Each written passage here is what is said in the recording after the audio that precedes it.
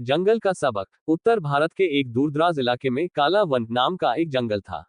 ये जंगल इतना घना था कि सूरज की रोशनी भी मुश्किल से जमीन तक पहुंच पाती। जंगल के बारे में कई रहस्य प्रचलित थे।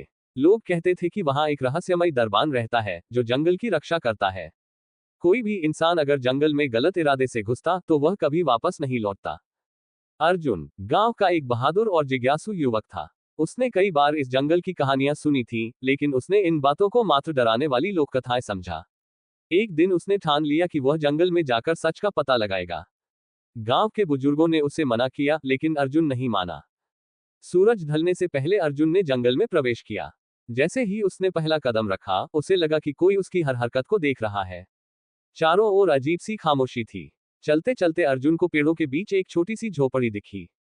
झोपड़ी के पास पहुंचते ही अर्जुन ने एक बूढ़े आदमी को देखा। वह दरबान था। उसकी आंखों में अजीब सी चमक थी और उसके हाथ में एक लकड़ी का भाला था। दरबान ने अर्जुन से कहा, क्यों आए हो यहाँ? क्या तुम्हें नहीं पता कि यह जंगल मेरा है? अर्जुन ने हिम्मत जुटाकर जवाब दिया, मैं सिर्फ जंगल के बारे में सच्चाई जानना चाहता हूँ।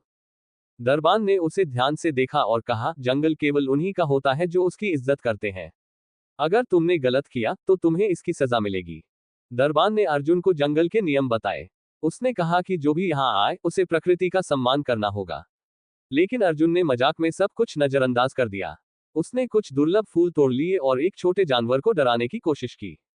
जैसे ही उसने ये किया, जंगल में हलचल शुरू हो गई। पेड़ तेजी से हिलने लगे और हवा में डरावनी आवाजें गूंजने लगी। दरबान ने अर्जुन से कहा, मैंने तुम्हें चेतावनी दी थी। अब जंगल तुम्हें सजा देगा। अर्जुन डर के मारे माफी मांगने लगा। उसने दरबान से कहा, मुझे माफ कर दो, मैं अपनी गलती सुधारूंगा। दरबान ने अर्जुन की आंखों में देखा और कहा, जंगल क्षमा कर सकता है, लेकिन तुम इसे सिद्ध करो। अर्जुन ने उसी समय सारे फूल वापस जमीन में रोप दिए और जानवर को भोजन दिया। धीरे धीरे जंगल शांत हो गया। दरबान ने अर्जुन से कहा, तुमने अपनी गलती समझ ली है। अब जाओ और बाकी लोगों को सिखाओ कि प्रकृति का सम्मान करना कितना जरूरी है। अर्जुन ने जंगल से बाहर आकर गांव वालों को अपनी कहानी सुनाई। वह अब जंगल का संरक्षक बन गया और हर किसी को समझाने लगा कि प्रकृति को बचाना क्यों जरूरी है। नमस्कार दोस्तों, आप देख रहे हैं रोचक कहानियां। अगर आपको पसंद आए तो लाइक और सब्सक्राइब जरूर करें।